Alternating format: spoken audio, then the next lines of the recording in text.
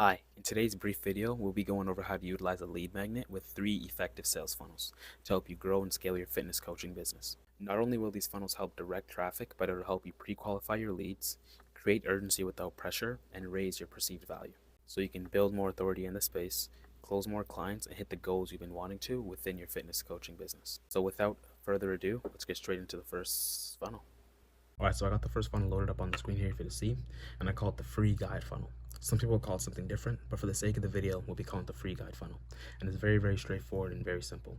So it's either running this with organic content or paid ads, and then we're funneling them towards that lead magnet, we're collecting that contact info, and then we're delivering on what we promised, which is the free guide of some sort, and then we're nurturing them with content, and we're nurturing them in the emails, in the text messages, and in the DMs. And from there, we're going to book them on a call, and then we're eventually going to sign them on a call as well.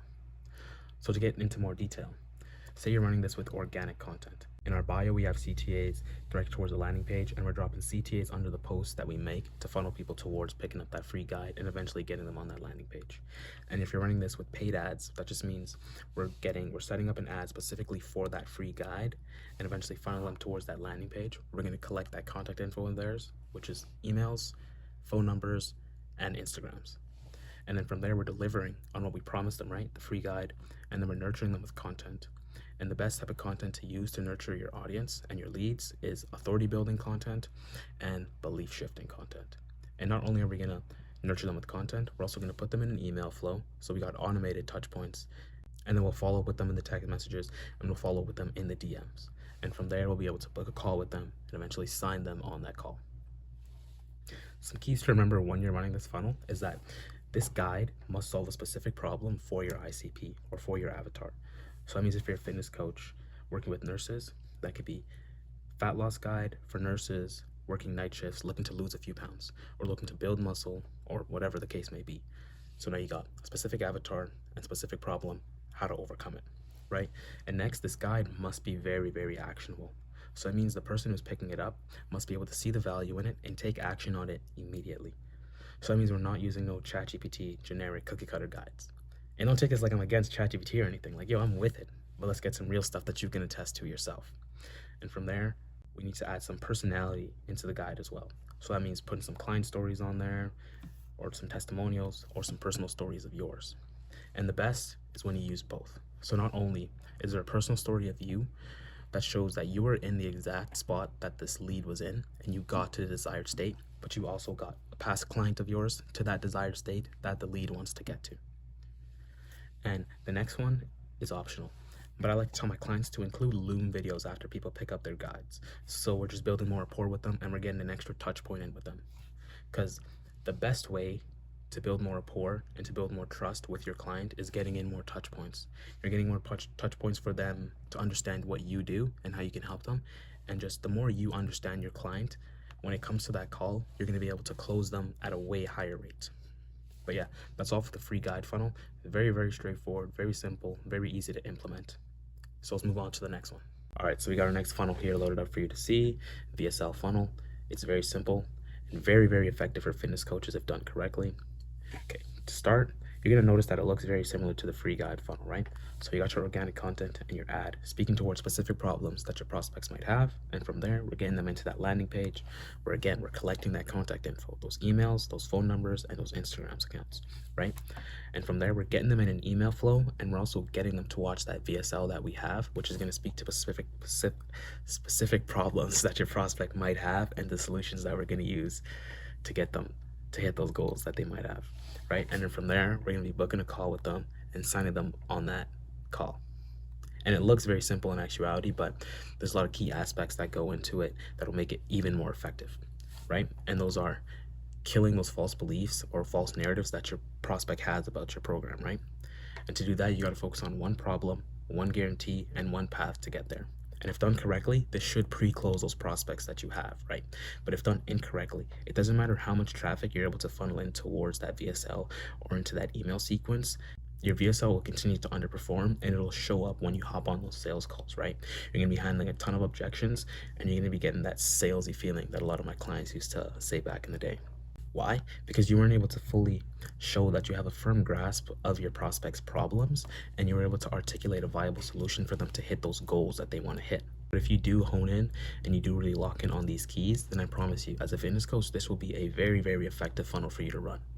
Hi, so if you're a fitness coach and you're liking some of the funnels that you're seeing here and you're looking to implement them into your fitness coaching business, I've went ahead and drawn my Instagram down in the description below.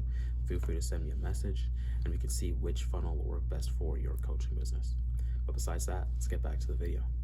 All right, so we got the school or Facebook group funnel, right? We're gonna get straight into it. We got our organic content or ad promoting it. And then from there, we're getting them on that landing page where, again, we're always trying to collect that contact info, right? We need multiple ways to be able to follow up with these leads. And then from there, we're giving them the lead magnet, which is just the guide, free workout guide, diet or calorie tracker, something of that sort, right? And then we're getting them on that email flow, which is just, we're giving them authority building emails and belief shifting emails.